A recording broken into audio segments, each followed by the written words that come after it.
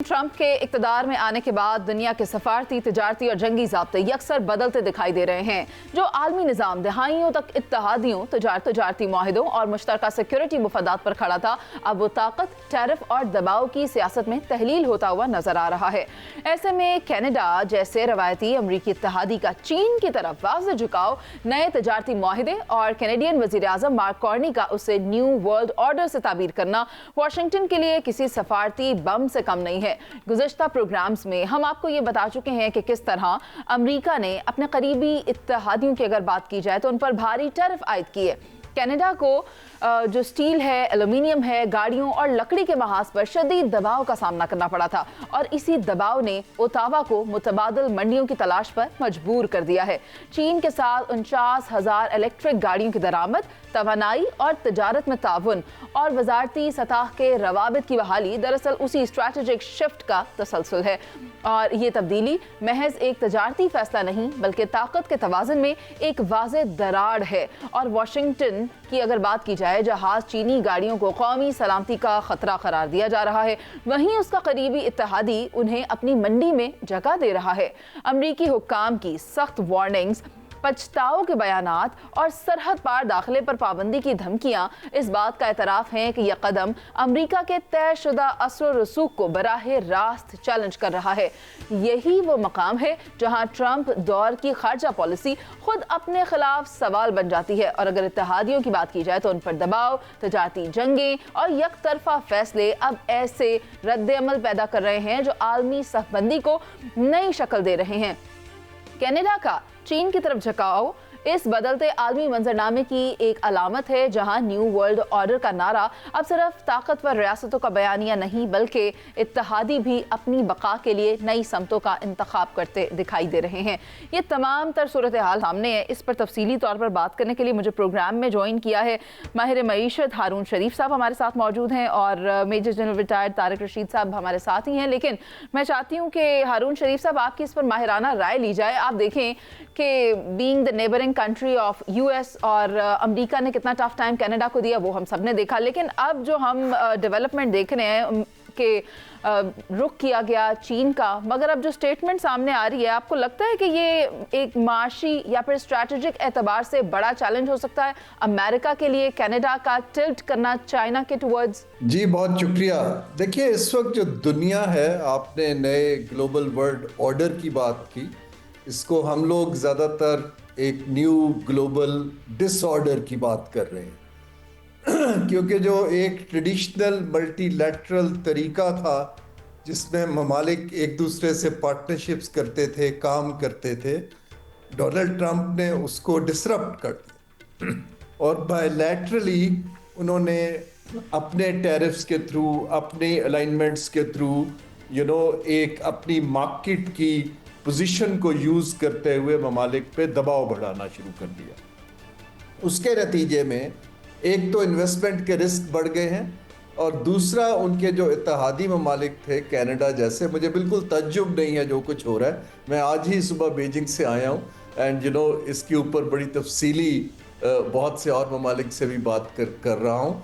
देखिए, इस वक्त जो सूरत हाल ये है कि ममालिक के पास दुनिया में कोई चारा नहीं है कि वो अस एंड देम की बजाय अपने ट्रेडिंग पार्टनर को, इकोनॉमिक अलायंसेस को, स्ट्रेटेजिक अलायंसेस को डाइवर्सिफाई करें, क्योंकि अब किसी एक के साथ चलना मुश्किल दिखाई देता है, ख़ास तौर पे अमेरिकन के साथ। तो ये जो कनाडा का मार्क कार्नी ने किया है, बिल्कुल ये रैशनल चॉइस है।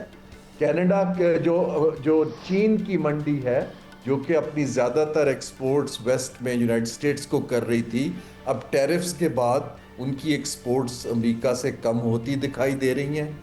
उनके पास सरप्लस प्रोडक्शन है, चाइना के पास टेक्नोलॉजी है, चाइना को नई मार्केट एक्सेस चाहिए।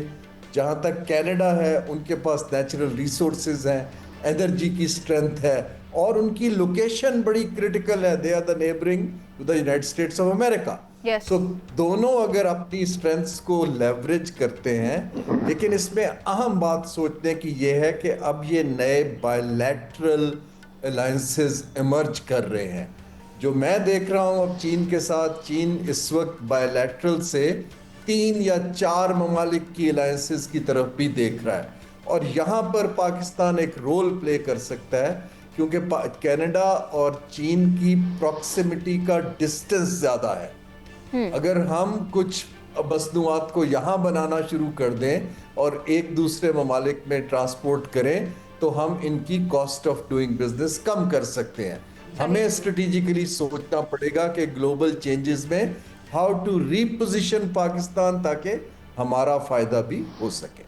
लेकिन क्या इसको इस तरह से टेकअप किया जा सकता है कि हो सकता है कि कनाडा के चाइना की जानिब झुकाव से अमेरिका एक माशी दबाव फेस करे, या फिर ये कनाडा की कोई मजबूरी है जो वो चाइना की जानिब रुख कर रहा है? जी, दोनों हैं। कनाडा की मजबूरी ये है कि उन्होंने कभी सोचा नहीं था कि अमेरिकन जो हैं उनको इस तरह बुली करेंगे और उनको आइसोलेट करने की कोशिश करेंगे। इसलिए कनाडा ने अपनी इकोनॉमिक पार्टनरशिप्स लिमिटेड रखी, नॉर्थ अमेरिका में रखी, नेफ्टा का हिस्सा रहे, which is north America foreign trade treaty जो है। अब सूरत हाल इसके अंदर ये है कि अब अचानक उनको दे आर वल्नरेबल, तो अब उनको नई मंडियों में, ऑब्वियसली बड़ी मंडी की चाइना है, दुनिया की सबसे बड़ी प्रोडक्शन हाउस है, तो वो उस तरफ चल पड़े हैं। लेकिन वो नए ममालिक को भी, डेवलपिंग कंट्रीज के साथ अब 4-5, ख़ास तौर पे एशिया में, उसकी 2 वजूहात हैं। नंबर ऑफ एशियंस जो डायस्पोरा है कनाडा में बहुत बड़ा है, चीन का भी है, इंडिया का भी है, पाकिस्तान का भी है, तो वो लिंकेजेस तो बन गए हुए हैं। अगर आप उनकी पार्लियामेंट देखें तो बड़ी डाइवर्सिफाइड पार्लियामेंट है, उसमें सब तरह की नेशनैलिटीज दिखती हैं। तो एक तो कनाडा को डाइवर्सिफाई करना पड़ेगा, वरना उनके लिए इकोनॉमिक रिस्क और पॉलिटिकल रिस्क बहुत हाई हो जाएगा। ठीक है। दूसरी चीज, जहां तक आप थ्रेट की बात कर रही हैं, यूनाइटेड स्टेट्स इस वक्त तो मेरे हिसाब से not an evidence based calculated moves की बजाय वो ब्लफ की गेम कर रहे हैं। अच्छा। कि वो लोगों को दबा के ज़बरदस्ती अमेरिका की प्रोडक्ट्स को बेचना चाहते हैं, रशिया और चीन की प्रोडक्ट्स को रोकना चाहते हैं। Venezuela is a link to that, जो उन्होंने ऑयल के रिसोर्सेज को कैप्चर करने की कोशिश की है। अब ये मल्टीपल अलायंसेस इमर्ज होंगी, जिससे इवेंचुअली अमेरिका जो है, बजाय इसके कि इकोनॉमिकली स्ट्रॉन्गर हो, वो इकोनॉमिकली मुझे लगता है कि कमिंग डेज कमज़ोर होगा। मेरे साथ तारिक रशीद साहब भी हैं। सर, आप इस न्यू वर्ल्ड ऑर्डर को कैसा देख रहे हैं? एक जानिब जब कनाडा टिल्ट कर रहा है टुवर्ड्स चाइना, ऐसे में आप देखें कि नए इत्तेहादी बन भी रहे हैं, कुछ टूट भी रहे हैं। चाइना का इंक्लिनेशन टुवर्ड्स कनाडा, और या कनाडा, या आप इसे वाइस वर्सा कह लें, इसे किस तरह से देखा जाएगा? अमेरिका को आप देखें, एक जानिब जो अपने इत्तेहादी हैं उनके ऊपर बड़े बड़े टैरिफ्स भी आयद कर रहा है, तो ऐसे में ये जो नए रवाबित मजबूत हो रहे हैं, इनको किस तरह से देखेगा अमेरिका? देखिए, मैं इसको ऐसे देखता हूँ कि इस वक्त देखिए, दुनिया की जो 2 बड़ी ताकतें हैं, वो एक अमेरिका है और दूसरा चाइना है। अमेरिका एक डिक्लाइनिंग पावर है, चाइना एक राइजिंग पावर है। China belt and road initiative के तहत मुल्कों से कनेक्ट कर रहा है, और वो उनके साथ मिल के ट्रेड्स को बढ़ाना चाहता है, कनेक्टिविटी को बढ़ाना चाहता है, और लोगों को पॉवर्टी से निकालना चाहता है, और वो कॉमन ऑब्जेक्टिव के तहत चलता है। दूसरी तरफ अमेरिका है, सबसे बड़ी ताकत, सेकेंड वर्ल्ड वॉर के बाद एक सबसे बड़ी ताकत थी, और एक वर्ल्ड ऑर्डर आया जिसमें के बड़े इंस्टीट्यूशन बने, IMF, वर्ल्ड बैंक, नेटो। अब उन्हीं को अमेरिका खुद अंडरमाइन कर रहा है। खुद उन्होंने लिबरल ट्रेड को उसको प्रमोट किया, अब खुद ही लिबरल ट्रेड्स पे पाबंदियां लगा रहे हैं। अब कनाडा जैसा मुल्क, जिसकी जो हर रोज़ का जो बायलैटरल ट्रेड है अमेरिका के साथ 3 से 4 अरब डॉलर का है, और उसी को वो कह रहा है कि आप हमारे साथ 51st स्टेट बन जाएं। भाई, उसकी इकॉनमी अच्छी खासी बड़ी इकॉनमी है, और 5 बड़े तेल के जो ज़खायर हैं कनाडा में मौजूद, उस ममालिक में वो आता है। आप उसको कैसे अंडरमाइन कर सकते हैं? सही। और जैसे चाइना में वहाँ पे चीज़ें बन रही हैं, डिज़ाइन दुनिया में होती हैं, मैन्युफैक्चरिंग चाइना में होती है। ठीक है। तो अभी मार्क साहब जो आए हैं, उनके वज़ीर आज़म माइक कर्नी साहब, उन्होंने वहाँ जाके 50,000 के करीब इलेक्ट्रिक व्हीकल्स का वहाँ ऑर्डर दिया है। और देखिए, पिछले चंद सालों से चाइना और अमेरिका के तल्लुकात ख़राब थे, उन्होंने एक दूसरे के शहरियों को पकड़ा हुआ था। बट अमेरिका ने देखे उन्हें बल्कि हेल्प कर दी कि वो दोबारा एक दूसरे के साथ जुड़ गए हैं। और अब तो लोग कह रहे हैं कि ट्रंप की पॉलिसीज जो है वो अमेरिका को ग्रेट अगेन नहीं बना रही, वो चाइना को ग्रेट अगेन बना रही हैं। तो इस पे देखें ट्रंप साहब को सोचना होगा और अमेरिका को देखना होगा कि इस किस्म की पॉलिसी से ये आजकल एक जैसे पूरी दुनिया ग्लोबल विलेज है, आप उसको अंडरमाइन नहीं कर सकते। करंटली मेरे अपने ख्याल में व्यूज में हम मल्टीपोलैरिटी की तरफ जा रहे हैं। ऑलरेडी चाइना एक बहुत बड़ी पावर के तौर पे उभरा है, रशिया दूसरी बहुत बड़ी पावर है, और मुख्तलिफ जो ब्लॉक्स हैं खास तौर पे ब्रिक्स, SCO और यूरोपीय यूनियन और आसियान, देखिए अब ये बड़े रोल प्ले कर रहे हैं। तो इन्हीं के ये इफेक्टिव रोल से अब देखिए अमेरिका जो है वो जो मर्जी कहता रहे, जो वो कह रहे हैं वो कर नहीं सकेंगे। ये उनके लिए बेहतर होगा कि वो अपनी इस किस्म की जो यूनिलैटरल पॉलिसीज हैं, माइट इज राइट जैसे ईरान पे वो करने की कोशिश कर रहे हैं, इनसे वो बाज रहे, वरना उनका अपना इसमें नुकसान होगा। लेकिन अगर मल्टीपोलर की बात करें, जैसा कि आपने भी की कि अब दुनिया मल्टीपोलर हो रही है, यूनिपोलर वाला अब सिस्टम रहा नहीं, तो ऐसे में मुझे वो वक्त याद आ रहा है जब वज़ीर-ए-आज़म पाकिस्तान मियां मोहम्मद शहबाज शरीफ ने अपने ओहदा संभाला तो उनसे पाकिस्तान की एक प्राइवेट गाड़ियों की कंपनी के मालिक ने मिलने की दरख्वास्त की। उनकी मुलाकात करवा दी गई और अनफॉर्चुनेटली उस मुलाकात में शहबाज शरीफ साहब ने उस मालिक से कहा कि आने वाले वक्तों में मैं वैसे चाइना जा रहा हूँ, चाइना से गाड़ियों की डील करके आ रहा हूँ और वापस आऊँगा तो आई टेल यू दैट कोई आपकी गाड़ियाँ नहीं खरीदेगा, जितनी भी ये पेट्रोल पे चलती है, डीजल पे चलती हैं। आप अपनी दुकान के बाहर खड़े होकर आवाज़ भी लगाएंगे ना तो गाड़ियां लेने कोई नहीं आएगा, क्योंकि अब सिस्टम बदल रहा है और हम गाड़ियां चाइना से लेकर आएंगे। अगर पाकिस्तान भी गाड़ियां चाइना से लेने का ख्वाहिशमंद है और वहां से गाड़ियां ले रहा है, तो फिर अगर कनाडा ये बात भी कर रहा है, यहाँ पे कोई डील क्रैक हो रही है, तो ये कोई नई बात नहीं है। चाइना अपनी जगह बना चुका है, अपना लोहा मनवा चुका है। शहजाद हुसैन भट्ट साहब, आप सॉरी, लेकिन मैं आपसे ये जानना चाहती हूँ कि अब आखिर कनाडा को क्या सूझी चीन की जानिब जाने की, हमें क्या सूझी, वो तो मैंने शेयर किया आपसे। दुरुस्त कह रही हैं मुनीज़ मोइन साहबा, आपने पहले भी फरमाया कि कनाडा की मजबूरी क्या है।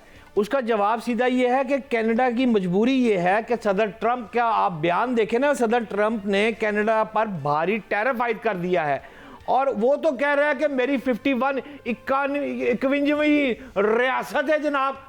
वो तो इस तरह बात करता है जैसे पंजाबी में कोई अंदरून शहर का बंदा नहीं जो कोई तड़ियाँ लगाता है। ट्रंप का स्टाइल तो आजकल ये है, वो कहता है जनाब ग्रीनलैंड भी मेरा है, ये कनाडा मेरी 51 रियासत होगी। वो तो इस किस्म के बयान दे रहा है। लेकिन अगर आप गौर करेंगी तो कई माह की सफारतकारी के बाद बिल आखिर ये 2017 की बात है जब मेरा ख्याल है चीन का ये अब दौरा हुआ है। इससे पहले ये दौरा 2017 में हुआ था, तो 8 साल तकरीबन हो गए हैं।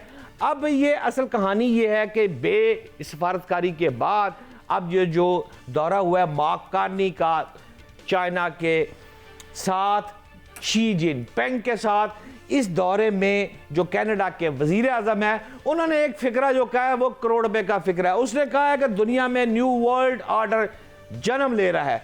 अब यहां से अगर ये जन्म ले रहा है तो फिर आपको गौर करना पड़ेगा कि फिर अमेरिका चाह क्या रहा है, कनाडा चाह क्या रहा है। सरकारी जो आदादा शुमार है उसके मुताबिक तो 2024 में अमेरिका ने कनाडा की तकरीबन 75% बरामदात जो वो खरीदी, जबकि चाइना जो था वो तो बहुत नीचे था, गो के सेकंड था, लेकिन सिर्फ 4% थी। अब जब आया है चाइना, अब प्राइम मिनिस्टर कनाडा का चाइना का दौरा हुआ, तो जो आप फरमा रही थी पहले कि 49,000 चीनी इलेक्ट्रिक गाड़ियों की बात है, वो बिल्कुल दुरुस्त बात है। वो जगह अब मार्केट चाइना देगा 49,000 चीनी इलेक्ट्रिक गाड़ियां और 15% तक कैनोला जो है वो देगा फिर उधर से। तो ये जो मामला आगे चलेगा। और आखिरी 2 लाइनें मुनीज़ मैं जरूर बोलूंगा, याद रखिएगा अभी मेजर जनरल साहब ने जो बात की है ना, यह किस्सा माजी हो जाएगा अमेरिका का। ये हम सुना करेंगे कभी नेटो हुआ करता था, एक नेटो, फिर हम सुना करते थे, हम याद करेंगे G7 ममालिक हुआ करते थे। जो अमेरिका इस वक्त कर रहा है इसको ये भुगतना पड़ेगा। आज कनाडा है और उसके बाद G7 ममालिक में से फिर अफराद, फिर ममालिक, ये एक और अटेम्प्ट भी आने वाले दिनों में होगी। अच्छा, जहां हम गाड़ियों की बात करें ना व्हाट्सएप, वहां मैं चाहती हूँ आप ये भी बता दें कि अब डीजल और पेट्रोल वाली गाड़ियां खत्म होने लगी हैं, क्योंकि हम भी अपने शहर के अंदर सिर्फ और सिर्फ इलेक्ट्रिक व्हीकल्स देखने जा रहे हैं। देखिए मुनीज़, बहुत तेज़ी से इस पर काम हो रहा है। प्राइम मिनिस्टर, जैसे आपने शहबाज शरीफ की बात की थी, मेरा ख्याल है आने वाला, अब तो ये है हमारे पेट्रोल पंप अब जितने भी पाकिस्तान में लग रहे हैं उनको एनओसी इस बात पे दिया जा रहा है कि वो साथ इलेक्ट्रिक का निज़ाम लगाएंगे।